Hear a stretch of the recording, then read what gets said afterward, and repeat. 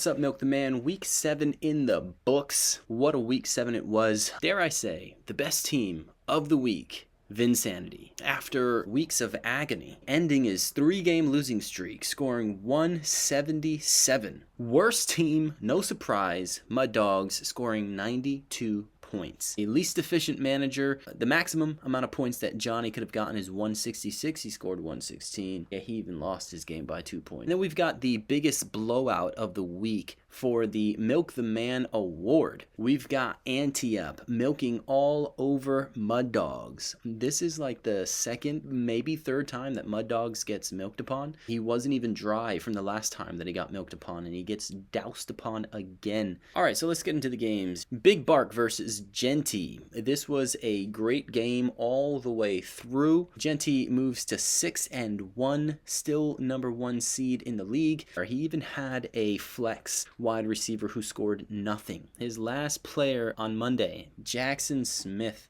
scoring 26 points. He takes this game by 3 points. Quite a few players on his team are standout players. A great job, Genty, for taking me to town there. Next, we've got Vinsanity versus Tush Push to Browntown. Vinsanity doesn't even make it close. Gibbs, when all was on the line and he needed his guy to score, what was it, maybe 15 points? 36 points to take the win, 177-156. So Tush Push falls to 2-5. Vinsanity rises to 3-4. Next, we've got No Pain, No Gain versus Apparently STDs. Apparently takes this one 157 to No Pain's 145. Majority of teams this week scored 145 or better. No Pain, No Gain, unfortunately, at the bottom of that pool there. Apparently rises to 4-3. No Pain falls to 5-2. Still good enough for seed number 2 in the league. Next, we've got Zombie Ate My Neighbors versus Burrow My Dicker. Burrow takes this one 118 to Zombie's 116. And as I mentioned, Zombies, you are the embarrassment of the league. I know you're 3-4.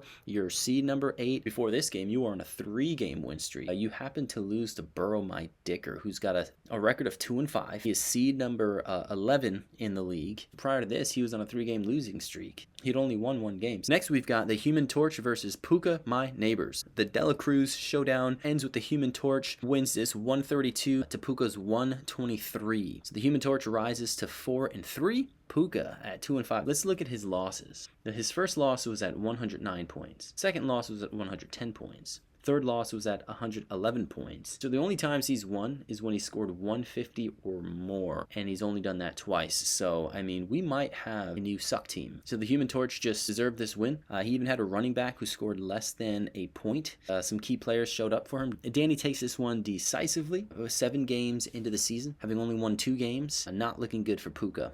And last, we've got Ante-Up versus Mud Dogs. Ante-Up takes this one 150 to Mud Dogs 92. Let's just count the games that Mud Dogs this season has not scored more than 100 points. Week 2, he scored 84. Week 3, he scored 83. Then week 7, he scored 92. That's nearly half of his games. He scored less than 100. And then he's got another game where he scored 106. So this guy is just underwhelming. Ante-Up rises to 5-2, and good enough for seed number 3 in the league. And Mud Dogs falls to 2-5. Let's look ahead to week 8 and make some predictions. We've got Big Bark versus Tush Push to Browntown. Tush Push is not a walk in the park. Week 7, he scored 156 and lost. Week 5, he scored 158 and lost. Week 4, he scored 151 and lost. Because you're on a 4-game losing streak, I'm at the top of my division. I'm going to go ahead and say that I have the upper hand for this game. I am going to rise to 5-3, and Tush Push is going to fall, having lost 5 games in a row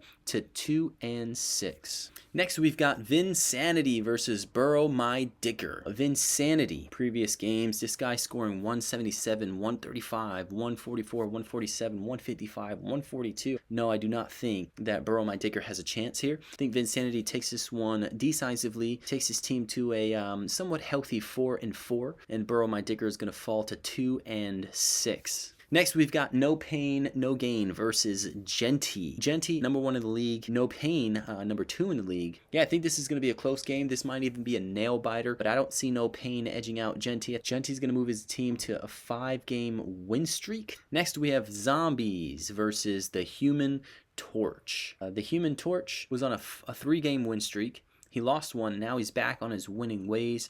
The past 2 games, he scored 132 each game, but I think the Human Torch is going to take this one, make it 2 in a row, and he's going to take his team to 5-3.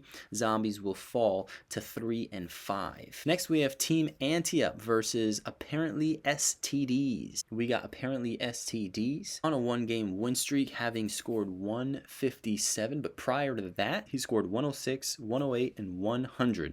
I don't think Apparently has another high-scoring game in him. Anti-Up is going to take this one. He'll move to 6-2. Apparently is going to fall to 4-4. And lastly, we have Mud Dogs versus Puka My Neighbors. This is just the battle of the bottom. Yeah, I would say both teams are in a bit of a bind here.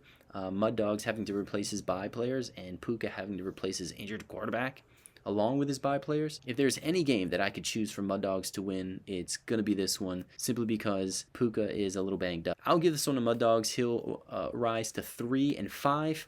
Puka is going to fall to 2-6, and Mud Dogs will finally get out of the bottom. That'll be it, fellas. I don't wish a heartbreaking loss on any of you guys this week, but unfortunately, there's always a heartbreaking loss for somebody. Tate, hopefully you can snap your losing streak, and potentially No Pain No Gain can throw some water on Genti's fire, which is flaming. Gentlemen, enjoy the games. Thanks for watching.